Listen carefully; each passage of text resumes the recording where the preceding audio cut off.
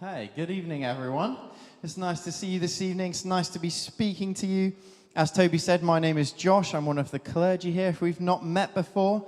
I was laughing at my notes just now. My notes, the first thing I'd written on my notes for this talk tonight when I wrote it earlier this week was Movember disclaimer. And it was make sure everyone knows that it's a Movember, that you don't think it looks good, that it'll be gone by December, and you know it's creepy. But something terrible happened in the Bradshaw household this week.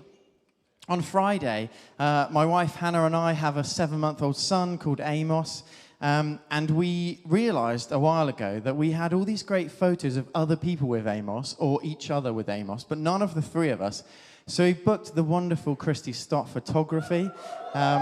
Yeah, great for all your photography needs, for a little family photo shoot months ago. And it was actually this Friday. And so there was some drama in the Bradshaw household just before that. And I was told, under no uncertain terms, that I wasn't to ruin our family photo shoot with that creepy thing. So I had to shave off my Movember and start again. So the disclaimer is kind of redundant. But yeah, that did make me laugh as I saw that in my notes. Anyway, as Toby said, I am carrying on our I Am sermon series today. Over the last few weeks, we've been looking at the I Am statements of Jesus in the Gospel of John. Jesus makes 7 I Am statements throughout John, which point to who he is, what his character is, and what he came to do. 2 weeks ago, Betty kicked us off looking at Jesus' statement, I am the bread of life. That Jesus is the one who can satisfy your needs. Jesus is the only one who can satisfy your needs. And that faith in Jesus sustains you. And then last week, Toby spoke on the statement, I am the light of the world. And how as disciples, we're called to welcome the light, to walk in the light, and to witness to the light. Today, we're carrying on looking at Jesus' next statement, I am the good shepherd. So grab your Bibles, your phones, or turn your eyes to the screens, and we're going to read together John 10, 11 to 21. Starting at verse 11, it says, I am the good shepherd. This is Jesus talking. I am the good shepherd. The good shepherd lays down his life for the sheep. The hired hand is not the shepherd and does not own the sheep. So when he sees the wolf coming, he abandons the sheep and runs away. Then the wolf attacks the flock and scatters it. The man runs away because he is a hired hand and cares nothing for the sheep. I am the good shepherd. I know my sheep, and my sheep know me. Just as the Father knows me, and I know the Father, and I lay down my life for the sheep. I have other sheep that are not of this sheep pen. I must bring them also. They too will listen to my voice, and there shall be one flock and one shepherd. The reason my Father loves me is that I lay down my life only to take it up again. No one takes it from me, but I lay it down of my own accord. I have authority to lay it down, and I have authority to take it up again. This command I received from my Father. The Jews who heard these words were again divided. Many of them said, he is demon-possessed and raving mad. Why listen to him? But others said, these are not the sayings of a man possessed by a demon. Can a demon open the eyes of the blind? So I grew up in a small town in Devon called Tiverton. You may have heard of it from that time you drove through it to get to where you were actually going. And in Tiverton, I was there a couple of years ago. I was down visiting my parents, and I went to the Morrisons in Tiverton. And the Morrisons in Tiverton has what is potentially the worst designed car park in the UK. It's basically like the car park version of an IKEA. Like, the whole thing is designed so that once you've come out of your bay, you have to go all the way around the outside and back out so you can leave, right? And the other thing that you need to know about Tiverton is that the driving standards there are incredibly poor. Like, Hannah and I have to always remind ourselves of this when we go to Tiverton. You've got to, have that little reality check on your way in, go steady, because no one here understands how a roundabout works. So those two things together combined make this Morrison's car park situation, the crazy design and the elongated exit and the poor driving standards combined to make this car park have a real Aggie vibe, And I can see that you're captivated. You're sitting there like, is he really telling a story about a small town Morrison's car park? Yeah, I am. And I've got the microphone, so suck it up. But basically, this day, I was coming out of Morrison's, and in front of me was a family of 4. They were like a few meters ahead, and they were going across the zebra crossing that led them back to their car. And in the lead was the dad, and he was doing, the classic alpha male test of our time. How many shopping bags can you carry at one time so that you don't have to make 2 trips? And so he had huge bags of shopping. His fingers were clearly getting guillotined off. So he was pacing it to the car as quickly as possible in the lead, leaving his family in his wake. And so just behind him was the mum. She was trying to keep up. Just behind them, there was another kid who was probably 6. I'm pretty bad with gauging children's ages. He was a child. He knew enough to keep up with his parents. And then behind them was another kid who was probably 3, 4-ish. He was proper small. And the 2 kids were eating ice creams. The kid in the front, he seemed like he had it all together. Most of his was going in his mouth. The kid at the back was covered in ice cream. And he was just staring into it as he walked along, like it held all the answers to life's biggest questions, He was obsessed with this ice cream. And I was watching that because it was quite funny. And then I looked to my right, and I saw this Citroen Saxo come round the corner. And he's now hit the home straight, He's done the stupid wiggle around the outside. He's made the bend. And then you've got this long straight before you can leave, which heads towards this zebra crossing. And, I looked, and I saw, and he was screeching, and I thought, that guy's driving way too fast to be in a car park. He's too excited to have been in this home straight.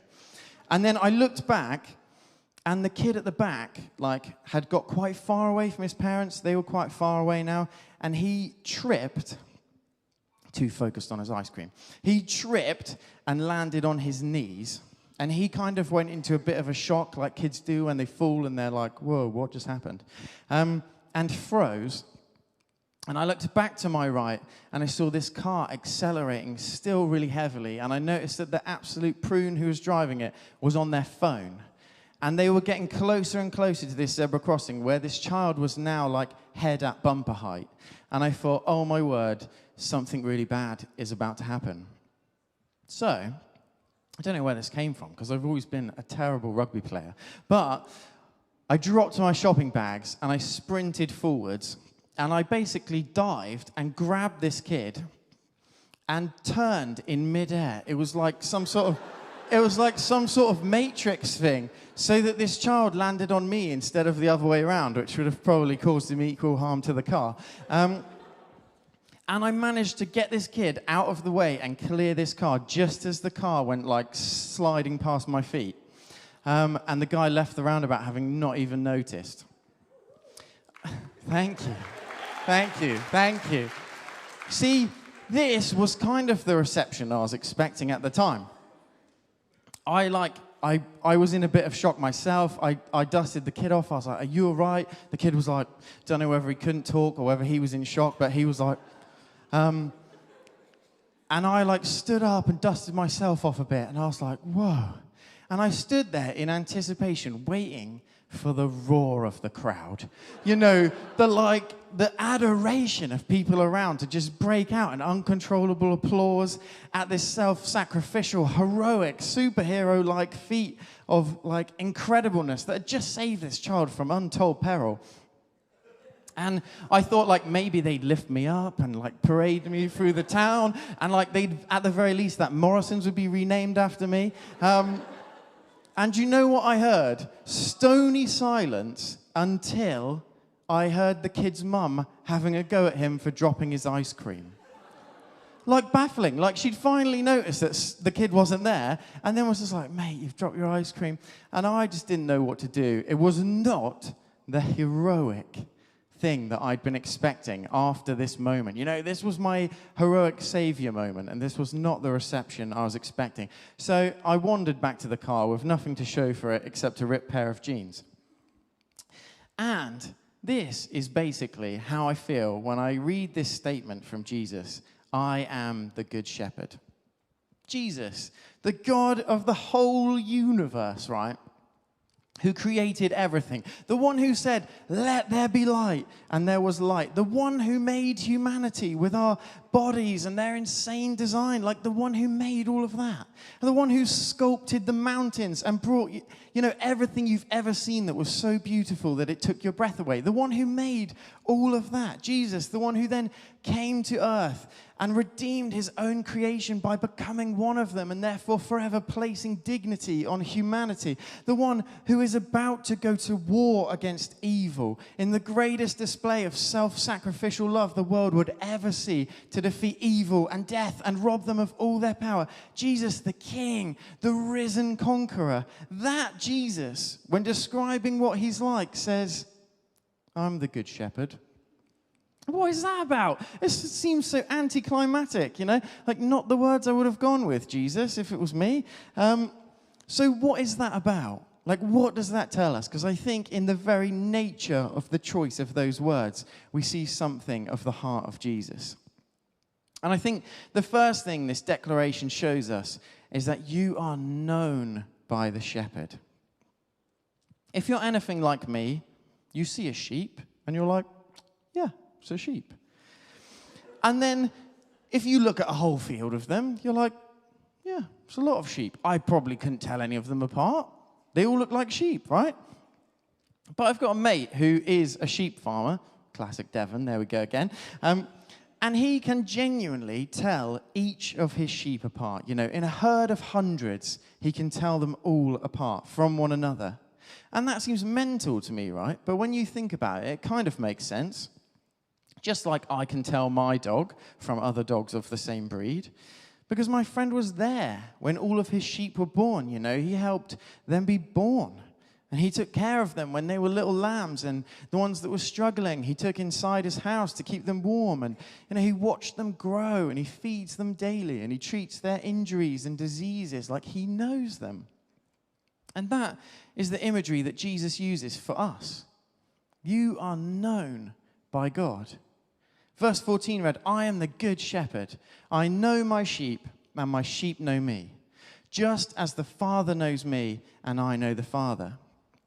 When Jesus says, the Father knows me, he doesn't mean that he knows about him, or that he knows things about him, or even that he's acquainted with him, but that he enjoys an intimate, deep, and personal relationship with him. And the insane thing is, that's the relationship that Jesus extends to his sheep. That's what he says about you and me. You are known by God in an intimate and personal way, and he invites you into personal relationship. Psalm 103:14 says, for he, that's God, for he knows our frame. It means he knows you because he made you. He gave you life. The breath that you breathe is his gift to you, and he made that as well. He knows how you tick. God knows you, and he wants to know you. As I said earlier, I'm one of the clergy here at St. Nick's, which is one of many confusing and strangely religious terms for my job. You've got clergy, curate, deacon, priest, and if all else fails, I usually go for vicar, because even though I'm not technically a vicar, most people seem to know what a vicar is or have some concept of what that means. And this role often lends to me having some rather hilarious conversations with people from outside the church when asked what I do for a living, because apparently I don't look like they expect a vicar to look. I imagine it's the lack of nostril hair or robes, I don't know. But I usually get some quite funny comments about tattoos or motorbikes or other funny things like that. And the other day I was having a couple of pints with a mate of mine in Bristol, and then his girlfriend and her friend came to join us. And I asked this person what they did, and then I listened rather intently as she explained what a Reiki practitioner was, thinking it would be quite funny when she asked me what I did. And when she did, and I told her, she said, what? And then she stared at me for a little bit, and then she was like, so you have a flock then? Which I found very entertaining. That one was new on me. I've not heard that one before. But where that question is coming from is that kind of old school language of a church congregation being like a flock.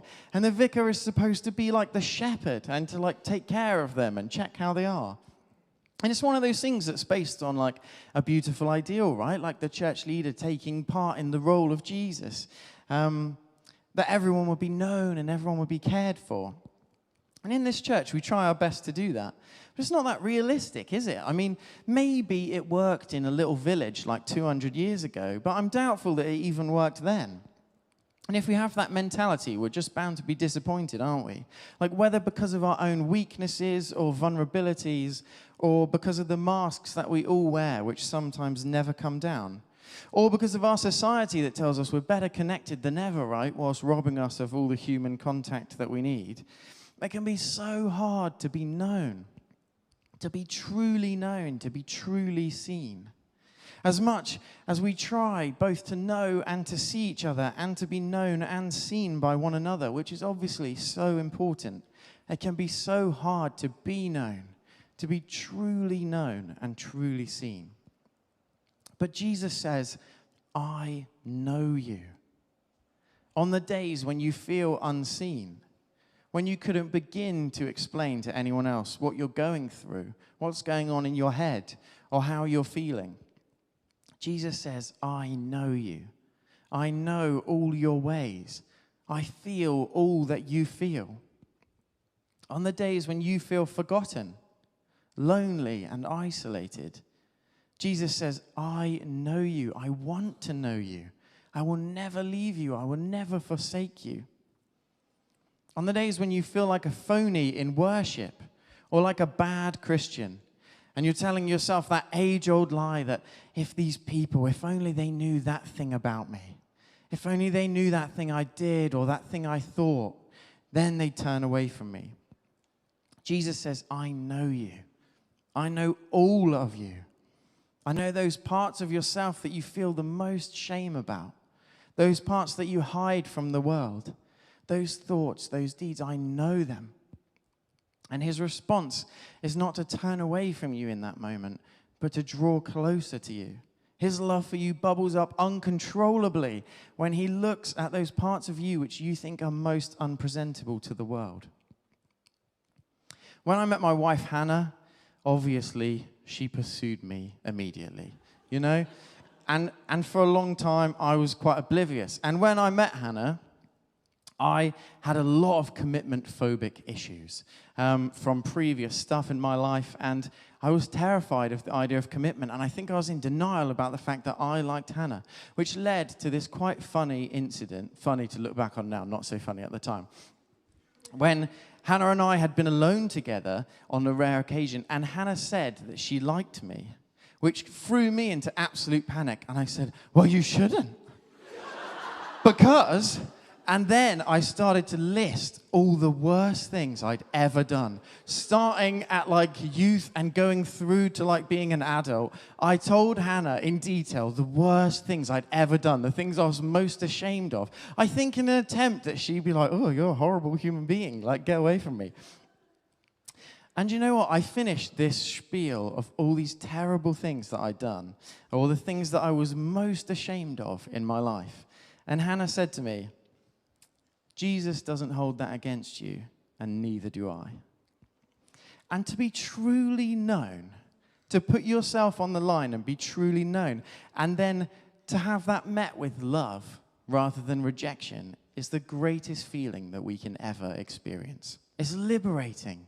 It sets us free. It allows us to be who we were made to be, rather than that person we're constantly pretending to be or trying to be. And that is what we have in Jesus. You are known by the shepherd. Jesus knows you. He wants to know you. And the result of that knowledge, when he sees you, warts and all, the result of that knowledge is that he loves you all the more. I think the second beautiful thing that we see in this passage from this title that Jesus gives himself, I am the good shepherd, is that the shepherd gave it all for you. As I've said, I think the God of all creation, the author of time and space and everything exists, describing himself as a good shepherd is pretty shocking, right? That's not normally the way we see people with power act, is it? You know, he doesn't say, I'm the greatest, I'm the best God ever, the best creator, everybody says so. He says, I'm a good shepherd. And isn't that just such a small example of the heart of Jesus? Such a small example, because it doesn't end there. The very fact that Jesus is even there, to be saying these words from a human mouth, in a human body, walking on an earth that is so messy and so broken, speaking to a bunch of people who are broken and make mistakes and do such messed up things to each other, rather than being in a heavenly palace, upon a throne being worshipped and adored by the angels, is astounding in itself, right? And yet it still doesn't end there. Verse 15 read, I lay down my life for the sheep. Verse 18 says, no one takes it from me, but I lay it down of my own accord. He gave himself for you, and he chose to do it. In Galatians, Paul says, the life I now live in the body, I live by faith in the Son of God who loved me and gave himself for me. The God of the entire universe allowed himself to be stripped and beaten and force-marched, carrying the method of his own execution, nailed to a cross and suffocated in the most agonizing death imaginable, let alone the spiritual weight of what was happening, which is inconceivable.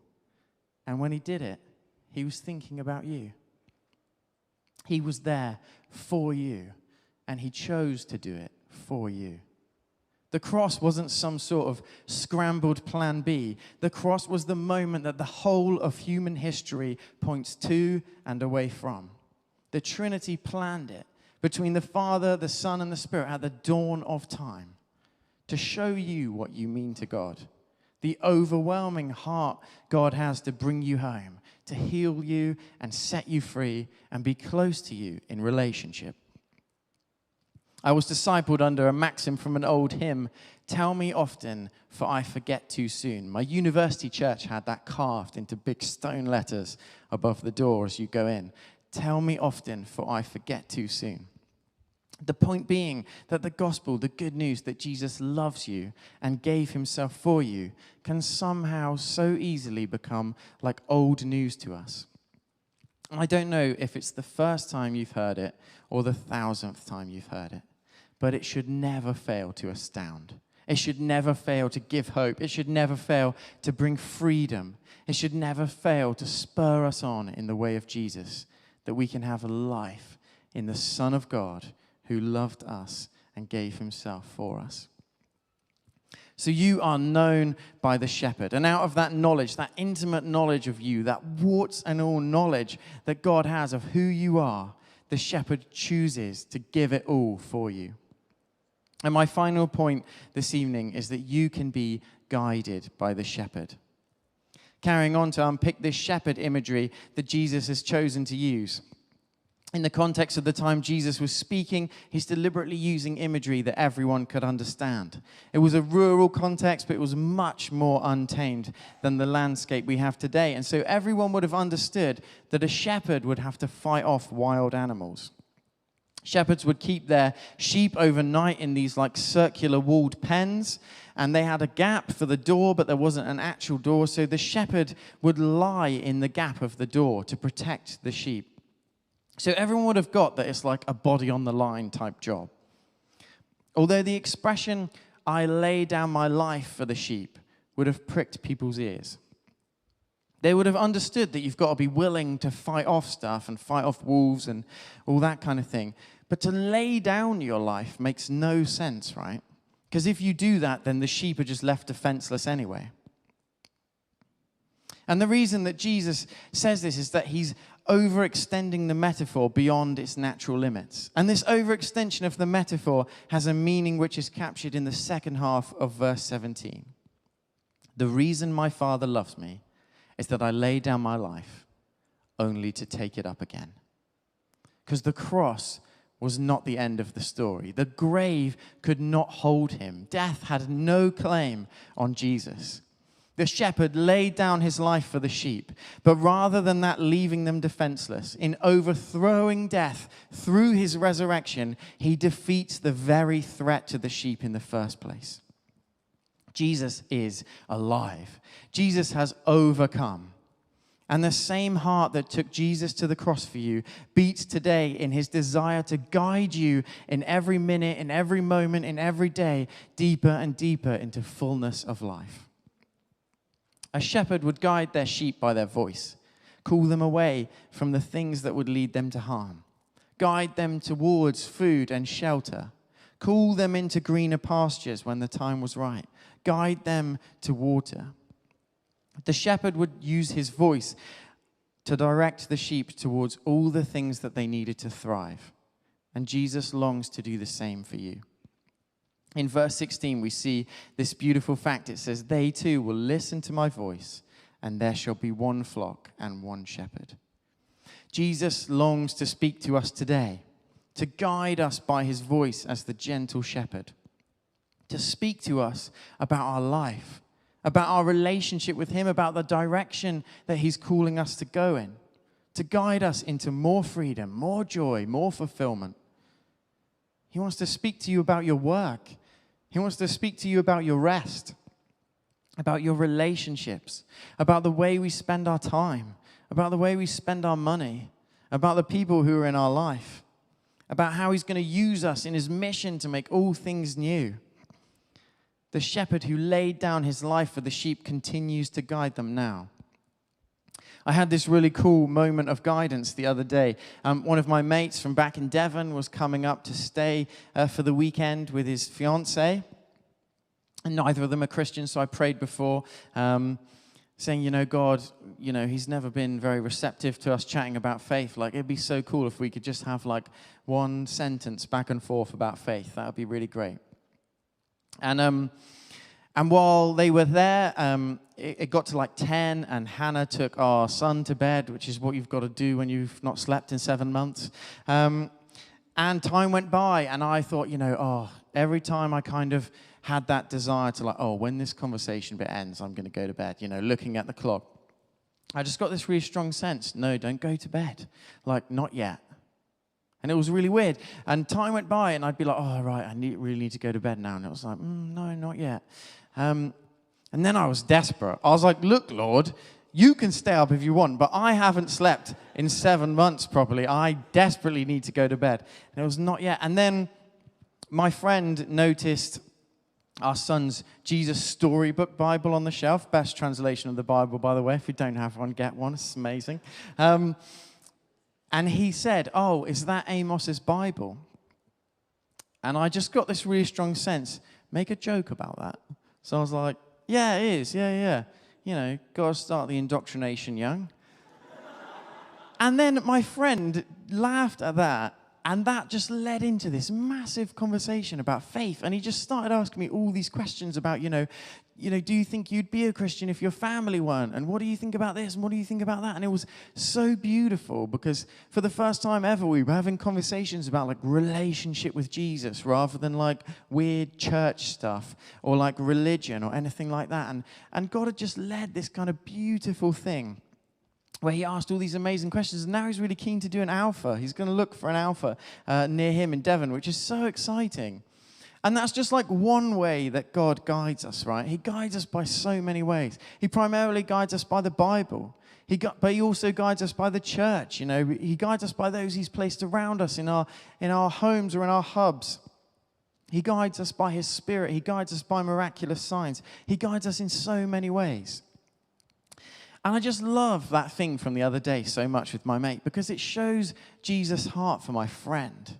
Like we see in verse 16 where he says, I have other sheep that are not of this pen. I must bring them also. I love that. But I also love it because it shows Jesus' heart to guide me and to keep directing me in the day-to-day of life, which is such a source of hope for me on those days when I feel like I have no idea what I'm doing, which I don't know about you, but happens to me quite a lot.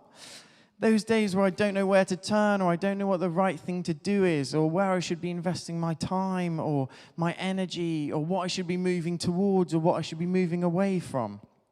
I can take comfort in the knowledge that the shepherd loves to speak to me, to guide me, to direct me. He delights in guiding us, and his guidance is always good. It's always right. So tonight, you can know that Jesus is the good shepherd, that we are known by God, that we are fully known, and that God's reaction to that knowledge is to love us, and that love has teeth. It's not just a feeling that God has for you, but something that he has shown by giving it all for you, for laying down his life, giving himself. And we can know that the shepherd wants to lead us. He wants to lead you with his gentle voice day by day. What might God be leading you into this evening? That is the question that we're going to ask God now together.